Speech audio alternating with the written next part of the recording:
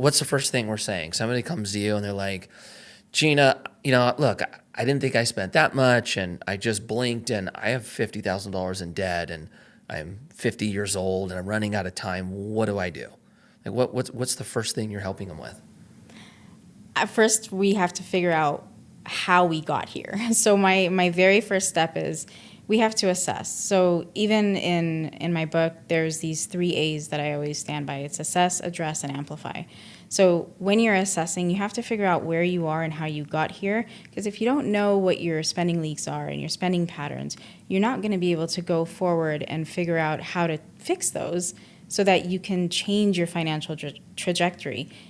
If you're just starting and you're going to say, okay, I'm just going to start saving money because you see everybody on social media saying they're going to do the $10,000 challenge or this or that, you're not really changing patterns yet because you don't even know what your patterns are. A lot of times those things are subconscious and you don't even know you're doing them until you sit back and you actually look at everything. And the way that I have them assess is to pull the last 3 months of bank statements or credit card statements, wherever they normally spend their money, and start highlighting those categories, add them up, figure out how much you're actually spending on average within those 3 months. And I always say 3 months instead of just 1 month because you could have 1 month that's a little less or a little more, but if you do 3 months, that is a really good indication for where your patterns actually lie because you have an average of a full 90 days of spending and of decision making that you've had. So history doesn't lie, math doesn't lie. You're going to be able to see exactly what's going on so that you can fix it. And then do you usually see consistent categories that people overspend on? And Yes. what's like that this one's going to be up there? Well, Eating out or clothes? it's eating out, it's vacations on debt, it's clothes shopping, yes, for sure. Vacations on debt. Like we're going to go on vacation and we like legit don't have the money to pay for it. Right. I'm going to go on a cruise because all my friends are going. I want to go. It doesn't seem like it's that expensive, but I don't have the money right now. So I'm going to put it on a credit card and I'll deal with it later. Dang. But I don't want to miss out on the cruise. Okay. Or I don't want to miss out on this trip. The Christmas shopping also gets a little crazy because it's easy to be selfless and say, well, I'm going to put this on debt because it's not about me. It's about my daughter or it's about my best friend or whoever it is that I love. I'm doing this because I love them. And it's Christmas. I want to be able to be generous. But if you don't have the money saved up and you haven't planned ahead, then your generosity is actually it's taking you steps back. It's putting you into debt.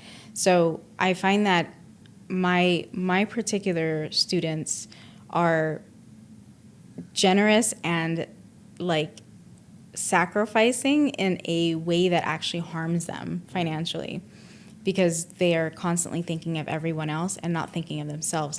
Most of them do not actually spend it on themselves. A lot of them spend it because they don't want their kids to miss out on the vacation. They don't want their spouse to have to not do this thing that they really want to do. So they're constantly sacrificing their finances and their stability in order for them to do all of these things. So for something like Christmas shopping, how do you help somebody? I think I know the answer because my sister does this actually very well. How do you help somebody still be giving and put thought into a gift without overspending? There are so many ways, actually. I love this question. So my favorite way, and something I've been talking about for a very long time, is creating a gift closet. So if you are shopping ahead of time and you're planning ahead of time, you already know the loved ones that you want to buy for, right? You know that way ahead. This isn't someone that just spur of the moment came up and you're like, okay, I'm putting them on my list. These are people you've known for a lifetime most of the time. So you know what they like, you know what they need, right? You have the entire year to do planning. You can find where the sales are. There's Black Friday sales. There's so many ways that you can save money ahead of time and then just keep those gifts for a time that you're going to present it to them. You don't have to wait until right before Christmas to buy those things. And also save the money ahead.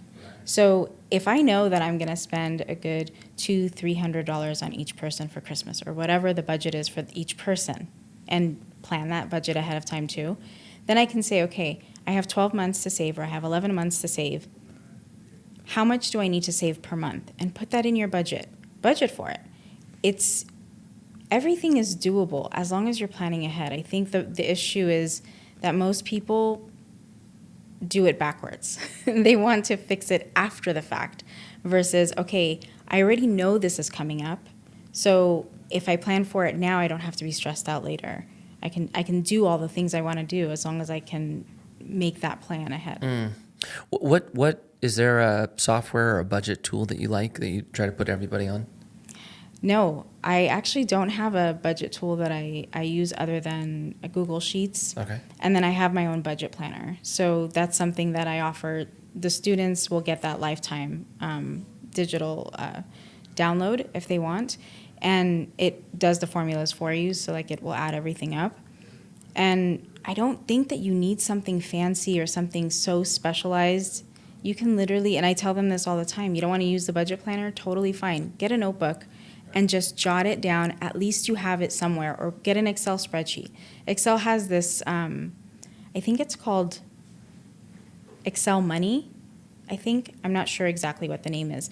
But they have a financial spreadsheet that you can use, and it's super simple. It will attach to your bank account and have all the information in there. It'll create the charts for you. It'll tell you what your spending rate is. It'll tell you all of the things if you want something that's fancy. And it's not going to cost that much money if you want something like that. But I'm not a big fancy kind of person. I like the simpler, the better.